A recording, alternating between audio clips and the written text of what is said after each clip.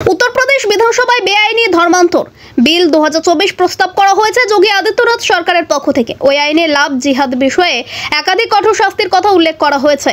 আইনে বলা হয়েছে লাভ জিহাদের কারণে একজন ব্যক্তির যাবজ্জীবন কারাদণ্ড হতে পারে। ইতিমধ্যেই বিলটিকে স্বাগত জানিয়েছেন বিজেপি। বিলের বিরোধিতা করা হয়েছে সমাজবাদী পার্টির পক্ষ থেকে।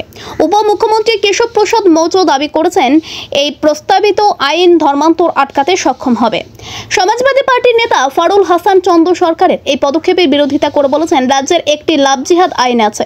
কেউ যদি কাউকে ভালোবাসার নাম করে ধর্মান্তর করায় তার জন্য আইন আছে। বিজেপি যে নতুন আইন আনতে চাইছে তা সম্পূর্ণভাবে সাম্প্রদায়িক এবং রাজনৈতিক উদ্দেশ্য প্রণোদিত। বেকারত্ব প্রশ্ন ফাঁস নিয়ে কোনো কথা নেই এদের মুখে। বিজেপি নেতা মহসিন রাজাও প্রস্তাবিত আইনে ষড়যন্ত্রের গন্ধ পাওয়ার জন্য বিরোধী দলগুলিকে আক্রমণ করেছেন। এই ধরনের অভ্যাস বন্ধ করার জন্য একটি কঠোর নিয়ন্ত্রণ প্রয়োজন। বিজেপি সবকা সাথ সবকা বিকাশ এ বিশ্বাস করে। এটা দুর্ভাগ্যজনক যে বিরোধীরা এটিকে সাম্প্রদায়িক এবং বৈষম্যমূলক বলে মনে করে এই আইনের বিরোধিতা করছে বলে দাবি মহসিন রাজার। রাজ্যে লাভ জিহাদের এই আইন আছে, তাতে বলা রয়েছে বিবাহের জন্য ধর্মান্তকরণ যদি করা হয় তবে তা অবৈধ।